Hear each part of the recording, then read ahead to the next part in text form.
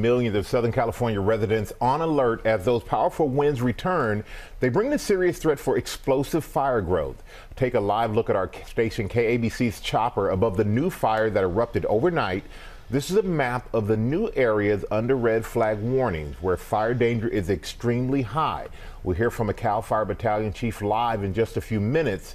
We have team coverage from all over the fire zone, starting with Chief National Correspondent Matt Gutman in Mandeville Canyon with crews on the fire line. Good morning, Matt.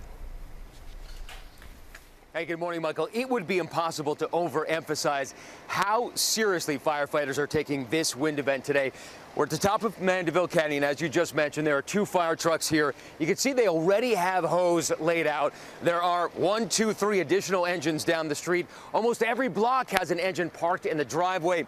They've slathered entire neighborhoods with that pink Phos-Chek, laid it on hillsides as well. Over 15,000 firefighters here in Southern California right now, and already a fire igniting west of us in Ventura County this morning.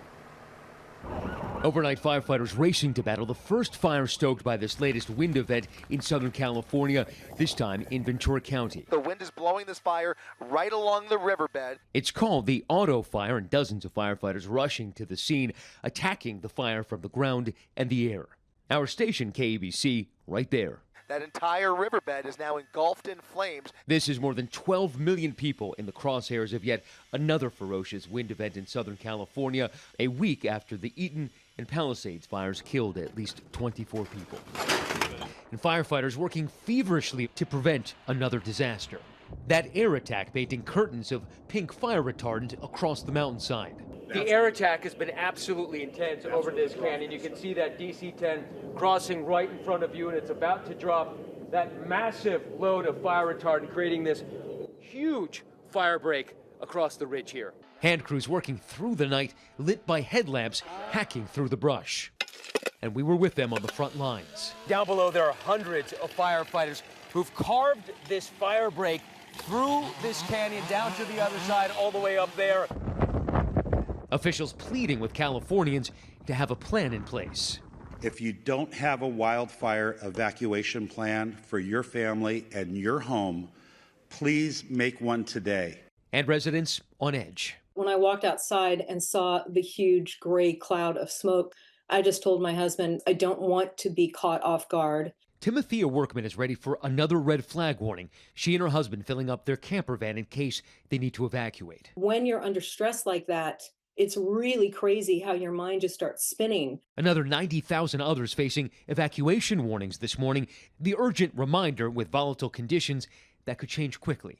If you get an alert on your telephone for an evacuation warning, leave then. Don't wait for the order. Power companies already shutting off electricity to thousands as a precaution. Oh my God. Power lines at the core of the investigation into the Eaton fire, as SoCal Edison now faces 4 lawsuits in connection to the fire. We have an approximately 10-acre brush fire across canyon underneath high-tension power lines. SoCal Edison telling ABC News they've seen no indication their equipment started the fire, but they're aware of pictures and videos showing what appears to be a fire at the base of this electrical transmission tower. And they're investigating. A spokesperson for the company saying in a statement, SoCal Edison understands that a lawsuit related to the Eaton fire has been filed, but SCE has not yet been served with a complaint.